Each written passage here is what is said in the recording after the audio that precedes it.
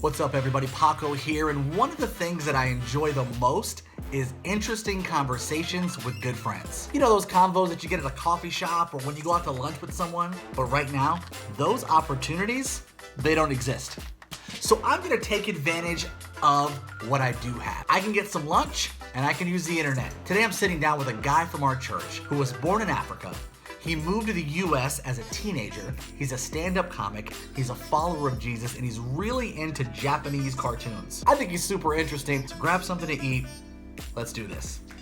David, thanks for joining us, man. How Hey, you how's doing it going, today? Paco? I'm doing pretty well, man. Just hanging out in my courtyard, having a good old time. How are you, man? I was gonna say, you got a pretty legit setup back there. I thought that was one of those green screen backgrounds. Then I saw a car drive by and I was like, no, that can't be green screen. Oh, nah, dude, that's all practical effects over here. So, Very nice. You said you're in your courtyard today. yeah, Nice. Six because feet like away from my everybody else? 6 feet away from, it's like 60 feet away from everybody else. This is freaking awesome. So, like, my apartment complex has this courtyard that only two of us really have access to. So, it's like pretty freaking great. So, Perfect. I just be hanging out Who has here an in Juan apartment with a Hills. backyard? You have an apartment with your own yard. How fantastical. Look at that. Look at God. You know, he was working all things. That's great. What are you eating today?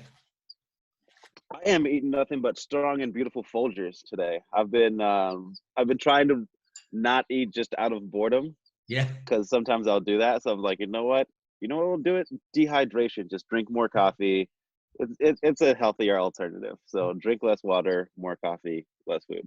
Boom. Dude, I anticipated you doing something healthy, and so I actually made a salad. And so Oh now I'm the wow. second healthiest person on the call with a salad. That's how good you are at this. Oh man. Dude, your last name, Chimasoro. Yes, my last name Chimasaro, the man of sorrows. Is that what that means? No. Oh, I was like, did I just learn something? What? Tell me about your background. Catch everybody up on like who you are, where you're Yeah. from, all that. Yeah, so my name's David. I'm on staff at Crossroads. I'm a social media creative director. I'm from Zimbabwe, hence the name Chimasaro. It's not a common U.S. name. So yeah, I'm from Zimbabwe. My family's from there. We moved from the United States from Zimbabwe to the United States in 2006 when I was like 12 years old. And I like making movies. I make short films with my friends. I'm a big fan of music, and I also do stand-up comedy. So Yeah. yeah, I'm a stand-up comedian, like a Fun decent fact one. about David, he won't tell you this because he's a humble dude. David is the funniest man in his city. Yeah, so I'm the funniest amateur comic in Cincinnati. So there's Stop it. this. Just say it what it is. You're the funniest man in your city. Say it like that. I'm funnier than all of you. I have a plaque to prove it. See, is You that know, what you want? when people hear you say that, I know that some people go, funniest man. What? Oh, come on, it's not a Yeah. big deal. Some folks aren't even the funniest person in their family. You're the funniest guy in the city. Why'd you get into comedy? Why is that a thing? Uh, I've always loved attention, and I was like, how do I get attention? And then people was like, you can just get on a stage and do that. I was like, oh, sweet. So actually, the true story behind how I got into comedy was my best friend Zach he's also on staff, and he's also the funniest person in Cincinnati. He's won that title in both divisions 2 years in a row. And about 5 years ago, so we started off as just like roommates, and then became best friends. And Zach always wanted to do comedy. That was like his lifelong dream. And he was like, I'm gonna sign up to do this. I'm gonna sign up and do this open mic pro-am thing up at Go Bananas, which is a club around here, and which is like a comedy club around here. And I was like, that sounds cool. I'll do it if you do it, just kind of like as a solidarity. My best friend's gonna do it, so why not? Yeah. And I did okay. I was like, this is good. I was like, this is fine. It's not really my thing, but my best friend wants to do this. So for 4 years after that, I basically just hung around the comedy scene. I went up and did comedy maybe like 4 or 5 times in that 4 years, just to be like, I can do it, whatever, fine. And I'd bomb, and then sometimes I'd do good. And then last year, in the middle of just like life stuff, or like a year and a half ago, in the middle of like life stuff, I was just like started doing comedy more and more. And people were like, "You're funny. You should keep doing it. You should keep doing it." So it just became a thing where I randomly just started doing it and kept doing it. And because I already loved comics and I loved comedy, I just got better at it, and then got real good, I guess. Yeah, got to better than everybody else in your city, apparently. So I didn't So even mean to do this. It was by an accident. yeah, right. I just woke up and was funnier than everybody else. It's weird. So weird. Yeah, So comedy is an interesting thing because it feels like comedy is like that gateway emotion for people, right? Or that gateway yeah, like expression. And so like if you can laugh with somebody, you can probably eventually cry with them and mourn with them and be absolutely. vulnerable and intimate with them and things like that. But the real question is like why are some people funny? Why are some people good at this? And why are some Hmm. people like terrible at this? Like what makes something Yeah, funny? I think what makes something funny is like it's comedy is sometimes the art of the misdirection. So I feel like it's if you can misdirect people and just like you take them on a journey and you think you're gonna go one way and then just like the sudden left turn sometimes is just your gateway reaction is to just laugh or Yeah. sometimes and that's like it's almost like why comedy and horror sometimes work together because they're really just based on the sneak attack. So I think one of the reasons why people aren't funny is because they don't know how to read people. Um, because everybody wants to get the laugh versus like understanding what makes people laugh. So it's like I'm reading people, I know how people react to certain things. So if I know for a fact if I do that or say this certain way, it's going to cause a reaction. Yeah. When most people aren't funny is because like, oh, this dude just wants us to laugh so that he can think it's funny, or this girl is just trying to make us laugh because they want to just validate the fact that they want to be funny versus knowing how to watch people, how people react to stuff, and then being able to just like left turn it enough to be able to make it funny. Yeah. That's my thought on it. Yeah, it sounds like it's really about a motive, right? Like is the motive to make you feel good about yourself or is the motive to make your audience feel good about whatever it is that they're experiencing, right? Yeah. And even sometimes it's like it's not even just like feeling good because like sometimes I have like sad jokes about not being good at love. It's like what I do is like I will just watching and reading the room. It's comedy. I feel like for me has all as I started understanding why I did it and how I got better was I felt like my superpower on stage was just being able to connect with people right there and then, and that's really what most people want. Like it's just to be able to connect with somebody. So I just knew like, oh, every single time I win a crowd is because I've connected with them in some way up top. Yeah. And now they feel like we're in this thing together versus just like me presenting funny. I don't want to present funny to people. I want to connect with people and then hopefully something funny happens. Yeah. All right. So we got these questions in this bucket Yeah. here. These are, submitted by random people. And also I put some in here. So you want to jump in and grab one of these? Yes, let's do it. All right, here we go. Completely random. Come here. This one. When's the last time you washed your hands? Last time I washed my hands was like 15 minutes ago, right before I did this. Really? Oh Honestly, yeah. 20 seconds? Do you sing the happy birthday song or what's that like? Uh Here's the thing, I'm gonna come off real gross. But I used to be one of those just like a little spritz, boom, we're good. Yeah, So like the now sprinkle. like I just gotta really it's like to the point where I'm like, I get bored. Like it's like the old Muhammad Ali quote, you don't start counting at one, you start counting when it hurts. Like I've been washing my hands, I start counting when it hurts, which is about like 5 seconds in. Oh, that's hilarious. So before 15 minutes ago, when was the last time before then? uh Time is such an interesting concept, like who's to say when or how many times? We're all just moving through a relative thing that we have labeled as time. Yes. And this is just a slick way to say 3 days ago. So New Age philosophy, yeah. all in the mix. What in the world? you I know, don't remember is really what I hear you saying. exactly. Time is a flat circle, let's That's just say I washed my hands once, I haven't washed my hands a million times. Can't right. prove that, you That's know? true. That's true. I was washing my hands and you see, I don't know if you can see this on camera, but I have like a knuckle, like a ashiness that's like Ooh, next that's just level.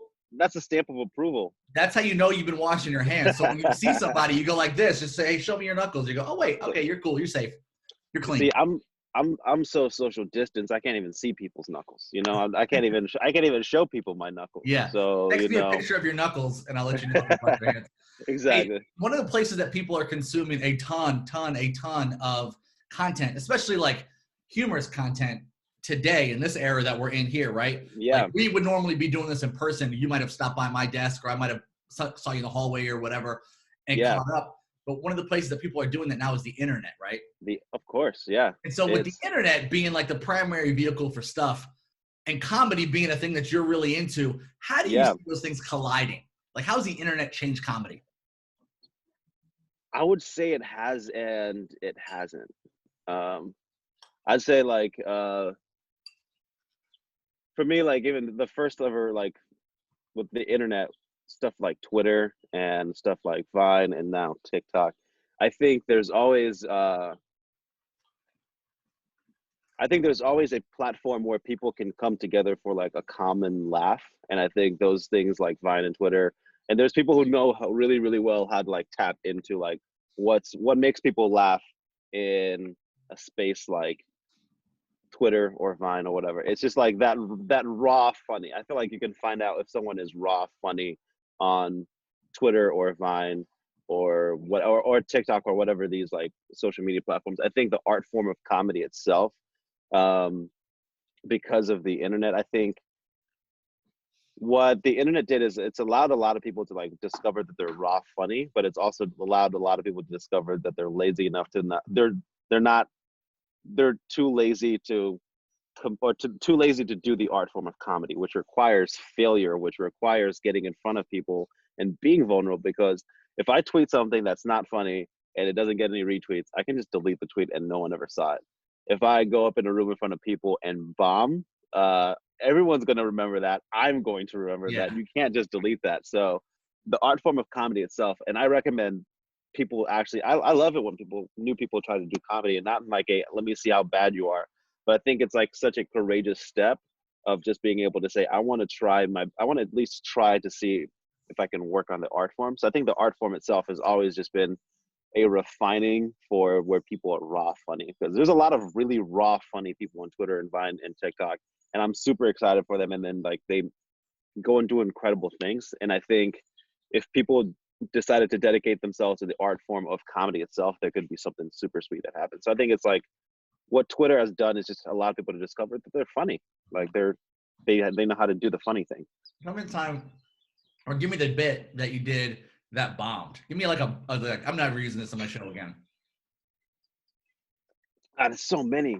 Most of my notebook is that. That's the thing, is like people think it's like getting up and then just like sorting through the best. It's honestly stand-up comedy is so much bombing, dude. It is. Oh my gosh.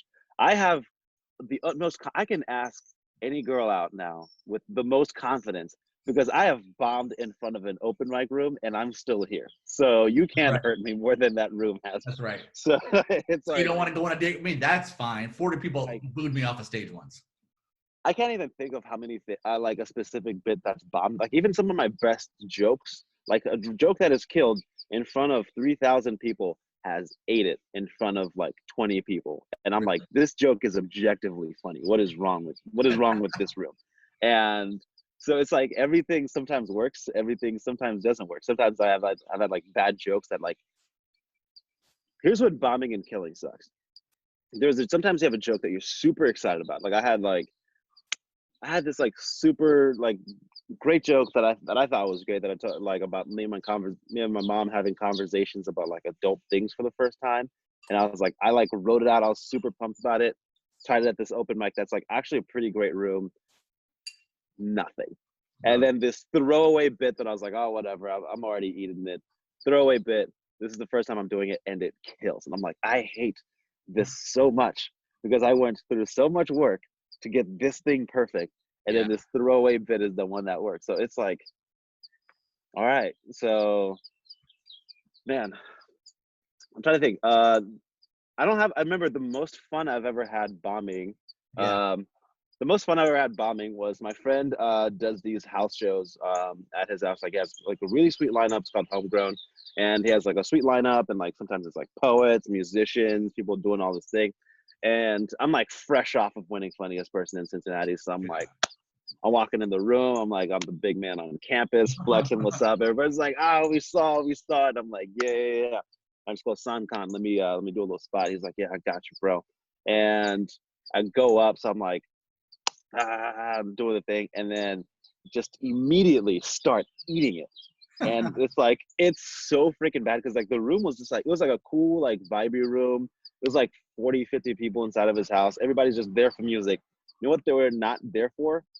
Comedy. Jokes. Yeah. They were not here for jokes. It was like, why is this dude doing a mean poetry with no rhyming? That doesn't rhyme, right? He's the doing worst mean poet poetry ever. about himself that doesn't rhyme. Why are we why are we listening to this? Is there such thing as self-depreciating poetry? Is that a thing? I guess I invented it that night. I Yeah. invented a new art form. So I'm like eating it, but I'm personally like, because I'm just watching all the just like the fun leave the room, but I'm the only one that's registering that I'm still having fun, but the fun is leaving the room. So I do about 5 minutes, and then I just like, one of my buddies is just like, and that's another part about bombing is everyone is always just like, always gets you up with like a Kevin Hart, Jay-Z motivational speech after, like, it's not about how many times you fall, it's how many times you get back up. I'm like, dude, that was awful, and I had so much fun. It was the best, and honestly, if I had to do that over, I would do that over the exact same way because that was so much fun. And it was fun, and it made you better, right? I don't know if it made me better. It's not how many times you fall. It's how many times you stay down or get back up. Exactly. Whatever that phrase is. Right, exactly. one more bucket question. Here we go. Ready? Yep. Let's get it here. This one. This one says, down. What's your nerdiest interest or hobby? My nerdiest interest or hobby is I am really into the show Avatar: Last Airbender, like the cartoon. Yeah. I have been into that show since I was 14, and I cried to that show maybe about a year ago. I'm almost 26. A 25-year-old man, cried because it's so good, dude. Avatar: The Last Airbender is so freaking good, dude. Like, it's so good. Wow. I like will read and look up like character, like story, like what are those called? Video essays on like different characters of that show. And I've seen this show. Really? Wow. I know everything there is to know. I just love Avatar: The Last Airbender so freaking much. Really? That is I so love that nerdy. show. Yeah. I love that show so freaking. I will say it has. I will argue with people because I love arguing. I think Avatar: The Last Airbender has one of the top 3 greatest story arcs in TV history. Really? Like, one of their character arcs, I think, is one of the greatest story arcs in TV history. Wow. Prince Zuko's story arc is maybe, I'd say it's like paralleled by only like Walter White, Don Draper. I would have put like Daenerys Targaryen up there, but they poo-pooed the bed real bad. Yeah. But yeah, Prince Zuko's story arc to me is one of the greatest story arcs in TV history, and I love that show so. I learned something new about you every time we talk. I did not know that you nerded out on that level for that show. That's fantastic. I'm also a really big hip hop nerd. I love hip hop so freaking much. It's a cool, like, it's a cool thing to nerd out about because it says the F word a bunch. So everybody, there's one thing I know from comedy is that everybody thinks the F word is cool. So at least all the cool kids do, right? So you and I connected big time over hip hop music when we first met and first started interacting. I ask you this all the time, and it changes all the time because it's hard to have one answer. Best hip hop album of all time. Give it to me. Best hip hop album of all time is My Beautiful Dark Twisted Fantasy by Kanye West, and maybe To Pimp a Butterfly by Kendrick Lamar. I think I'll flip flop between those two, or Nas's Illmatic. But I think the first two, if aliens were to discover Earth, and they're like asking about hip hop culture, My Beautiful Dark Twisted Fantasy and To Pimp a Butterfly are the 2 albums that I would hand them to say, not just like these are really good albums, but they help you understand the entire scope of what hip hop has been and what has meant to culture. I think from a production standpoint, My Beautiful Dark Twisted Sistine Chapel of hip hop. I think it's it covers literally everything. It's got the old legends like the RZA, Jay-Z, Raekwon, Pusha T, all those guys. So people that have been there from the get. And it introduced what was a new artist at the time, which was Nicki Minaj. She was still a new artist when that album came out, and she had one of the breakout features on that album.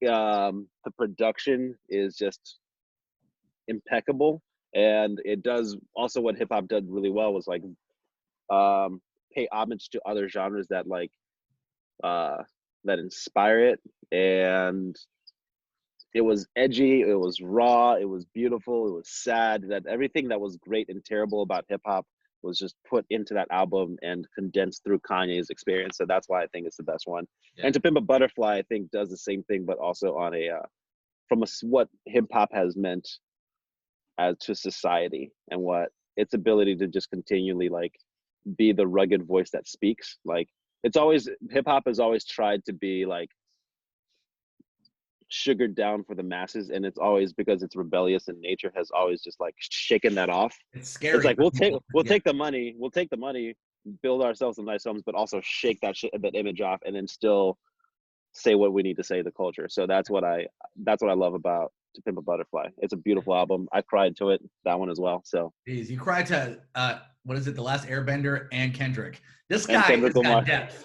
You got depth, sir. No, that's one thing I really do on the real. I really do appreciate that about you. You don't go into things halfway. Like if you decide you want to do something or get to know about something, you go all the way in. I appreciate that about you, man. Thank you, man. I appreciate that about you too. Like I like having like conversations with depth about like versus just like I like the song because it sounds good. It's like tell me about why did that thing make you feel the certain way? I think I love art in general, and I think I've been surrounded by art ever since I was a kid, and it always made me feel things. And I was like, why, when I hear that note, do I feel this way? And I feel like as I've transitioned into making stuff, it's like, how do I make things that make people feel a certain way? Or so we can connect about, hey, we remember when we felt that? Remember when we all cried for the same album in 2015? What was going on?